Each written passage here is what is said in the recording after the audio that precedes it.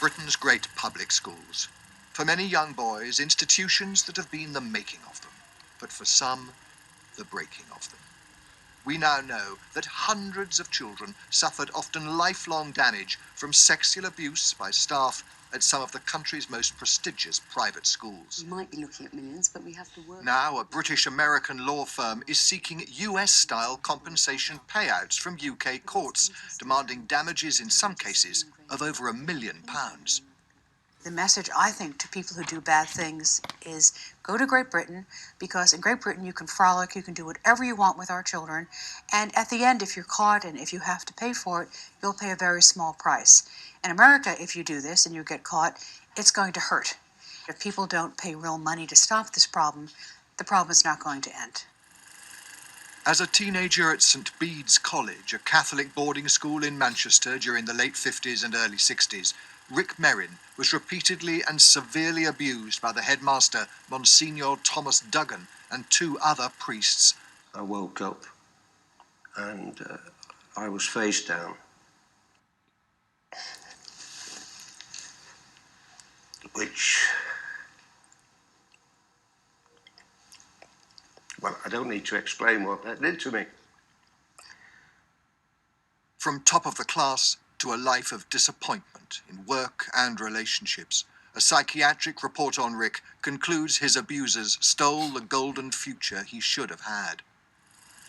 Rick is among hundreds of public school boys who've gone to lawyers seeking damages for abuse often committed decades ago.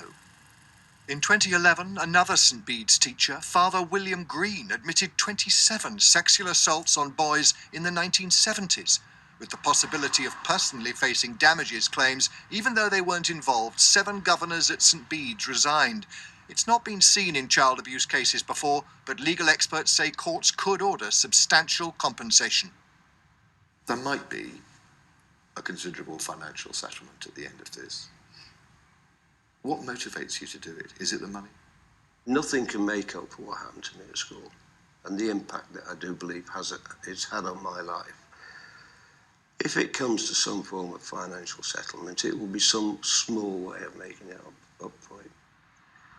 Only last November, inspectors rated St Bede's child protection policies unsatisfactory, and the college, now a co-educational Catholic day school, has promised to review its safeguarding policies, insisting St Bede's is a safe and secure environment. Public revulsion at the perpetrators and sympathy towards the victims has led many more people to find the confidence to tell their stories. Now, with lawyers considering punitive damages for historical abuse, the very survival of some of Britain's oldest and most established institutions could be under threat. I can tell you that, in the 70s and 80s particularly, the words child protection were never really used.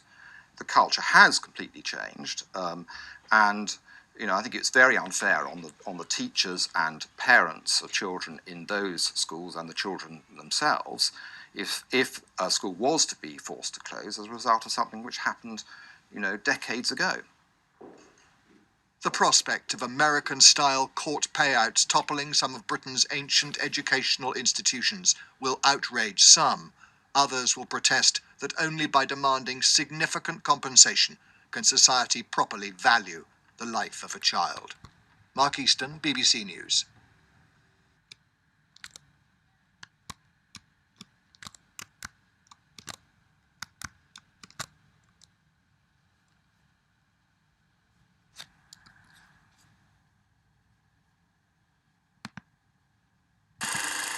Britain's great public